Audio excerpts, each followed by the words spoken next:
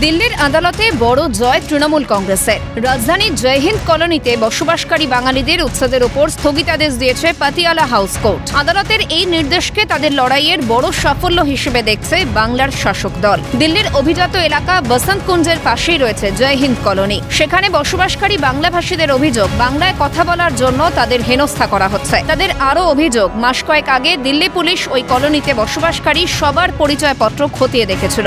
সে সময় কোনো বাংলাদেশি বা রোহিঙ্গা পাওয়া যায়নি। অভিযোগ, ওই কলোনিতে জল ও বিদ্যুৎ সংযোগ বিচ্ছিন্ন করে দেওয়া হয়েছিল।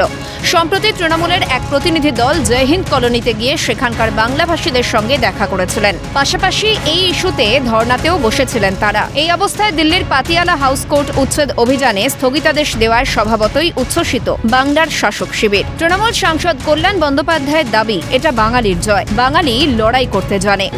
না না, জয় মানুষের জয়, জয় মানুষের জয়, বাঙালির জয়। বাঙালি লড়াই করতে জানে, বাঙালি লড়বে।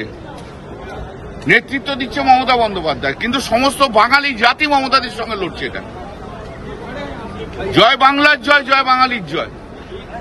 বাঙালিরা কারুর কাছে মাথা নিচু করেনি কখনো। একই সুর তৃণমূলের রাজ্যসভার সাংসদ সুখেন্দু শেখর রায়ের গলায়। তার দাবি, এটা ওখানকার মানুষদের জয়, তাদের পাশে থাকতে পেরে আমরা আনন্দিত।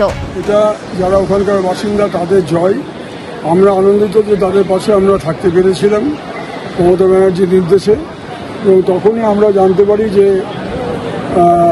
আদালতে মামলা বিচারাধীন থাকা অবস্থায় তাদেরকে জোর করে তাদের লাইন কেটে দেওয়া, ইলেকট্রিকের এবং জল বন্ধ করে দেওয়া, এই অমানবিক আচরণ কোর্টের কাছে যখন তুলে ধরা হয় অ্যাপিল কোর্টের কাছে, তখন সঙ্গে সঙ্গে স্টে অর্ডার দেয় এবং বলছে পরবর্তী শুনানি পর্যন্ত এটা চলবে।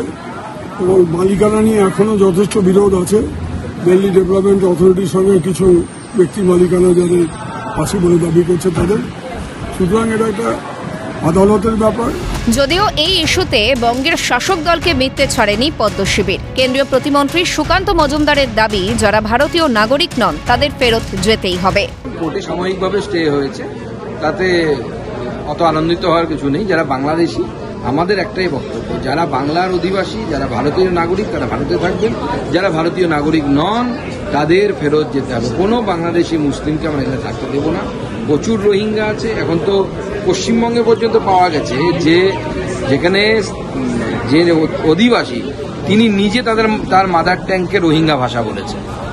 তো আমরা লিখছি না, সে নিজে লিখছে। পরিষ্কার বোঝা যাচ্ছে মমতা বন্দ্যোপাধ্যায়ের প্ল্যানিংটা কি।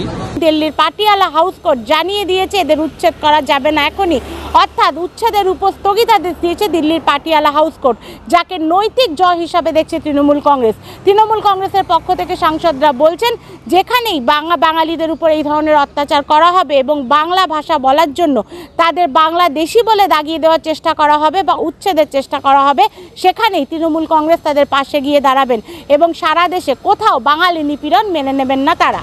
দিল্লির আদালতের এই নির্দেশ বাংলাভাষীদের হেনস্থা ইস্যুতে তৃণমূল কংগ্রেসের অবস্থানকেই সুদৃঢ় করছে, এমনটাই বলছে ওয়াকিবহাল মহল। ইন্দ্রাণী দাশগুপ্তের রিপোর্ট, ক্যালকাটা নিউজ।